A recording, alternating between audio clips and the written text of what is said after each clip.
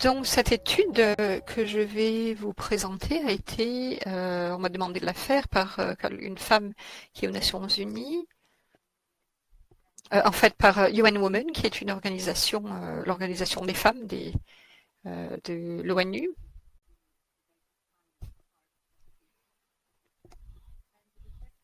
Par rapport aux sciences des données. Et cette étude objectif nous permettra de voir si le big data peut être utilisé pour l'évaluation dans le cadre du UN Women, donc ONU Femmes, pour ce qui concerne la participation et le leadership.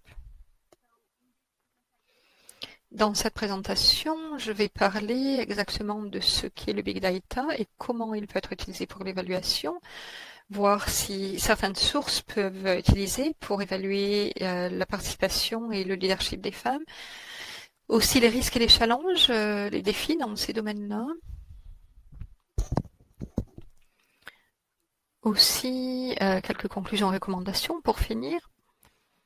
L'objectif de cette étude, c'est qu'en fait c'était une étude de faisabilité qui nous permettait de comprendre si c'était possible d'utiliser le big data, peut être utilisé pour l'évaluation, mais aussi pour voir s'il y a d'autres aspects qu'on peut utiliser pour améliorer les choses et aussi pour voir quelles étaient les limites du big data. Donc, on a voulu voir si on pouvait trianguliser cela par rapport aux discussions, aux visites sur le site. On a décidé d'utiliser 2 études de cas qui ont été utilisées au Mexique et au Pakistan, qui étaient les endroits qu'on a visités et où on a eu certaines informations pour pouvoir trianguliser les big data et voir. On a voulu voir aussi s'il était possible de développer un protocole pour voir si ONU Femmes pouvait voir comment elle pouvait utiliser le big data pour les évaluations. Donc, pourquoi utiliser big data? C'est la question qui se pose. Tout dépend du champ dans lequel on travaille et on fonctionne. Mais pour ce qui concerne l'évaluation, le big data est le sous-produit des comportements numériques digitaux dans les organisations et il permet d'analyser les comportements des personnes par rapport à la gouvernance électronique, aux médias sociaux, à la finance et quoi que ce soit qui a une trace digitale numérique. Donc, le big data, un site est organique en fait. Il n'y a pas d'objectif particulier. Le big data doit correspondre au cas universel. On sait qu'on peut travailler avec la population, mais est-ce que oui, cette population n'est pas toute la population qui pourrait être intéressée? Il faut voir quelles sont les exclusions quand on utilise le big data. C'est toujours un souci donc, que certaines personnes n'aient pas été concernées. Il faut que le big data soit accessible en temps réel, parce que le big data prend du temps à analyser. Il provient de diverses sources. Donc il y a des conclusions qui peuvent être validées ou contredites par d'autres sources de données et qu'on peut ainsi mieux comprendre en le comparant avec d'autres sources de données. Le big data a un potentiel et une value parce qu'il peut être utilisé pour l'évaluation et la prise de décision. Et souvent, malgré tout, il y a un défi pour traduire le big data en valeur pour les organisations en tant que telles.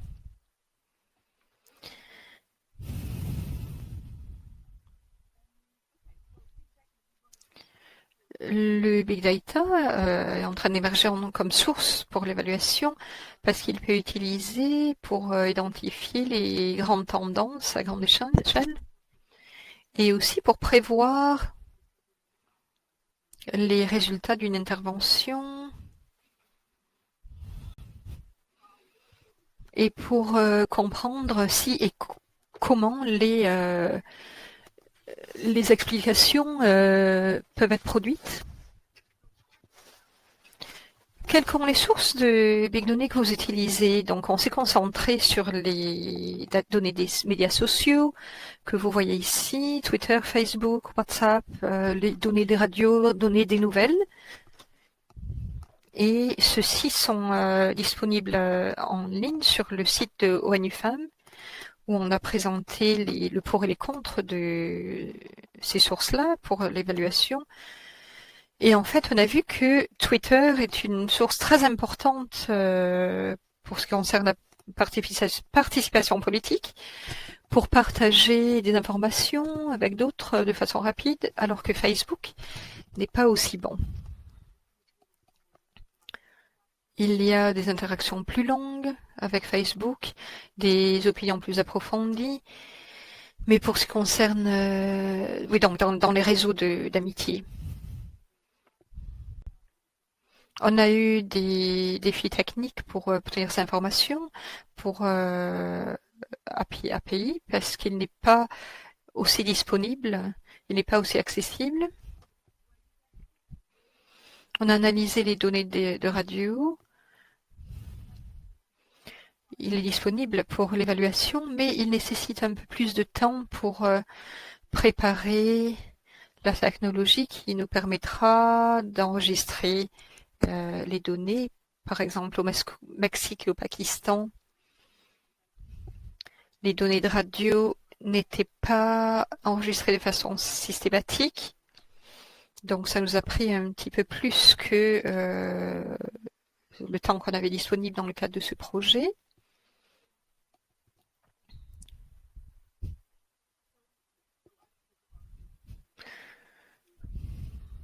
Donc j'ai dit qu'on utilisait Twitter au Mexique et Facebook aussi par rapport à la participation des femmes politiques donc au Pakistan. Quels sont maintenant les risques et les défis de l'usage du big data? On a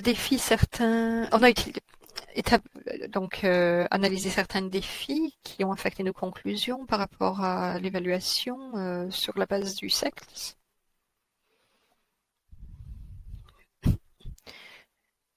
Donc, on a eu des restrictions de données et d'usage. Twitter est utilisé par pardon, les hommes et les femmes.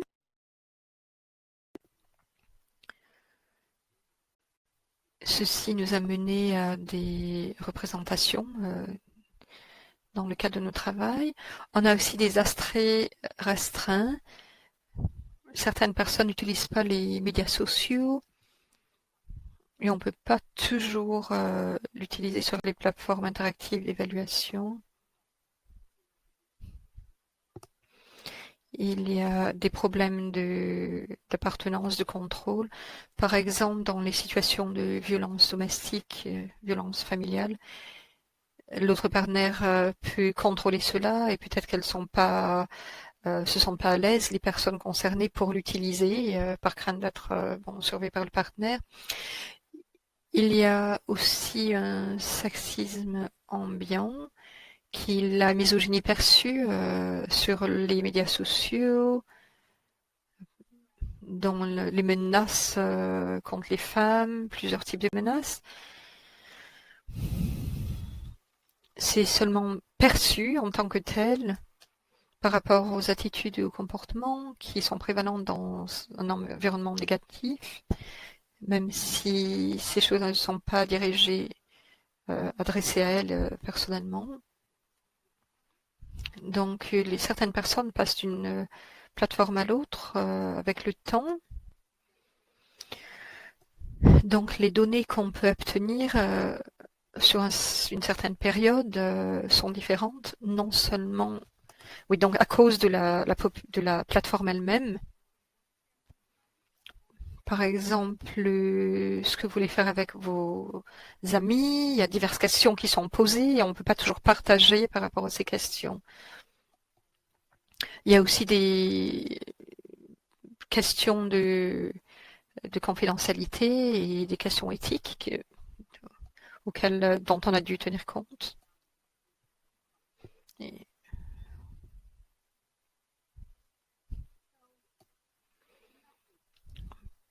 par rapport aux méthodes utilisées, on a analysé les caractéristiques du Mexique et du Pakistan. On a choisi le Mexique parce qu'ils utilisent beaucoup Twitter et beaucoup de femmes étaient utilisées d'accord de répondre à nos enquêtes, nos questionnaires. Et 65% de la population environ a accès à l'Internet. Le Pakistan est quelque chose de différent. Il y a des défis différents par rapport à l'Internet, la participation des femmes. Souvent au Pakistan, il y a certaines parties de la population qui utilisent les médias sociaux. Par exemple, Twitter est utilisé au Pakistan, mais une grande partie de la population sera manquée à cause de cette raison-là que pas tout le monde l'utilise. Donc, on utilise Facebook.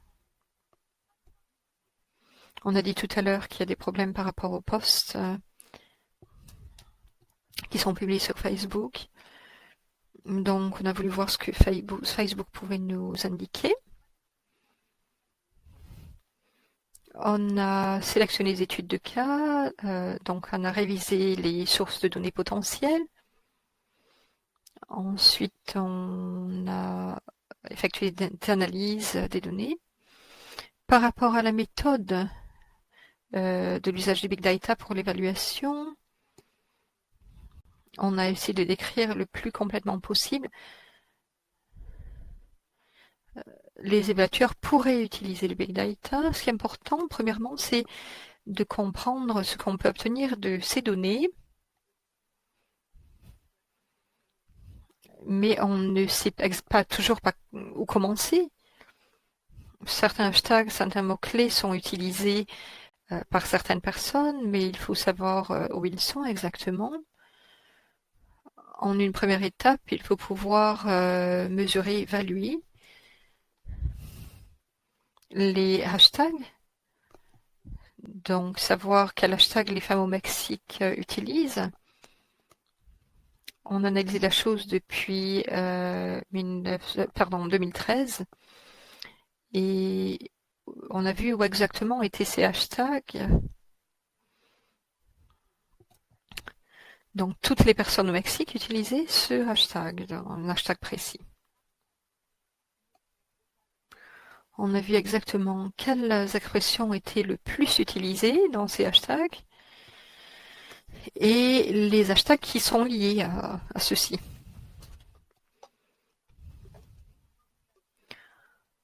On a évalué les hashtags qui pourraient être connectés donc à ceux-ci. Certains hashtags n'ont pas beaucoup de sens par rapport à d'autres hashtags. Ceci prend au moins 4 ou 5 semaines pour pouvoir filtrer les données de Twitter par rapport aux droits qui sont les droits de Twitter. Tous les Twitter qui étaient là étaient liés à la participation politique. Et on a pu faire le lien entre diverses données. Par exemple, on a utilisé d'autres services comme les éléments latinos de l'Amérique latine, donc les tweets qui avaient été faits. Ensuite, la relation entre les divers tweets et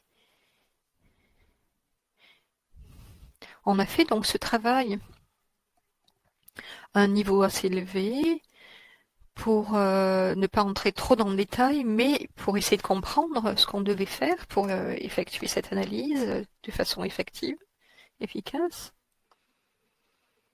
Il a fallu aussi décrire l'univers des tweets appropriés, voir ce qui a été exclu, donc comment les choses fonctionnent par rapport à l'engagement, la démographie. Certaines personnes utilisent un hashtag seulement une fois, l'autre l'utilise 2000 fois. Donc on a analysé l'équilibre entre les divers tweets qui contribuaient à notre analyse. Il y a aussi les sentiments des tweets, donc s'ils étaient liés à des ressources existantes en espagnol au Mexique, en Pakistan, donc au Pakistan c'était un petit peu plus difficile. Il y a eu quand même des langues européennes qui étaient représentées. Ensuite, on a analysé les tendances sur le temps et sur les régions, comme je vais vous montrer. Par exemple, au Mexique, certains hashtags ont utilisé pour filtrer les tweets. Et voilà, c'est la page Facebook du Pakistan. Maintenant, peut-être j'aurai pas trop de temps pour finir, mais voilà les réalisations. Je vais vous en parler maintenant. On a un protocole et une série de recommandations et de leçons apprises. C'est un exemple aussi des conclusions qu'on a tirées pour le Twitter au Mexique. Sur le temps, on a vu quel était le nombre de tweets par rapport à certains hashtags.